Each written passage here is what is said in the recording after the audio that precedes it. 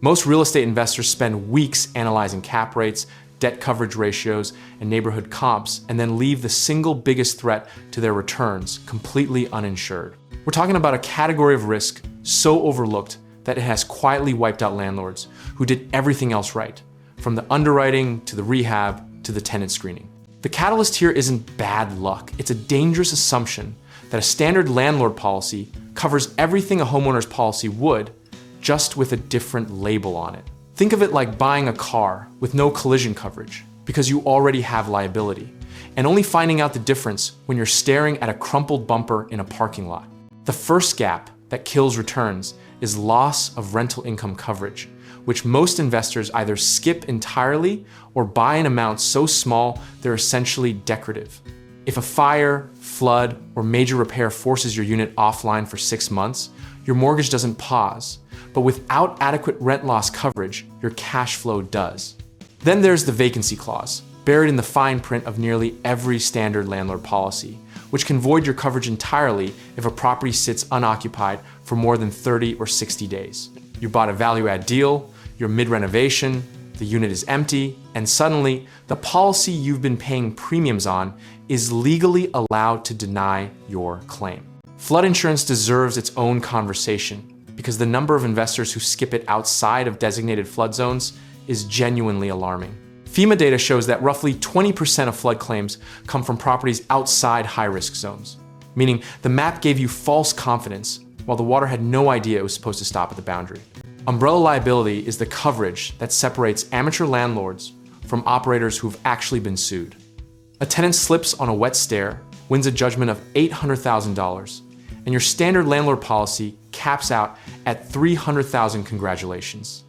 Your rental portfolio just became someone else's legal settlement fund. Here's what the real estate gurus on social media won't tell you between their kitchen flip montages. The difference between a seasoned investor and a cautious one often isn't the deal they bought, it's the coverage they held. Warren Buffett didn't build Berkshire by ignoring tail risk, he built it by obsessing over downside scenarios while everyone else chased the upside. Equipment breakdown coverage is another gap hiding in plain sight, especially for investors in multifamily or properties with aging HVAC systems, elevators, or boilers. A standard property policy covers damage from a fire that destroys your furnace. It does not cover the mechanical failure that causes the furnace to simply stop working in February.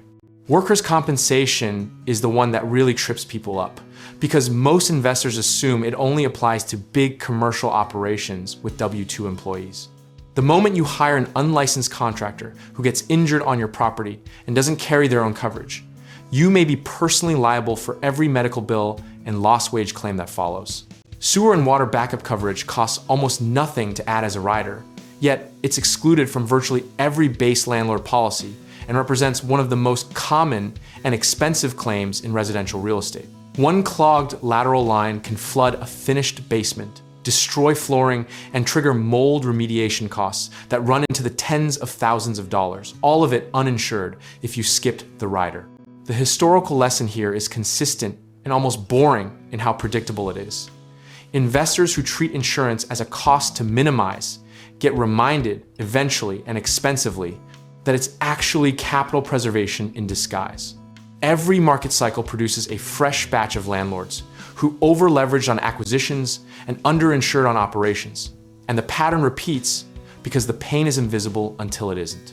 The practical playbook is straightforward. Annually audit every policy you hold, cross-reference exclusions against your actual risk profile, and work with a broker who specializes in investment properties rather than personal lines. Your cousin's insurance guy who handles auto and renter's policies is not the right person to structure coverage on a 12-unit building. At the end of the day, discipline in insurance mirrors discipline in investing. It's not about fear.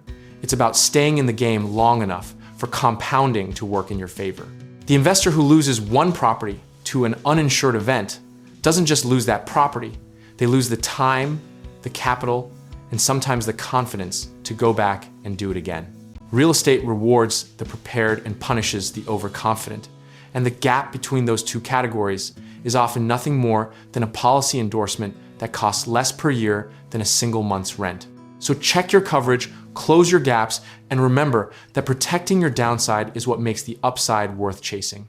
And if you're ready to get started or want help navigating real estate investing, contracting, or finding the right lenders, check out our links in the description below.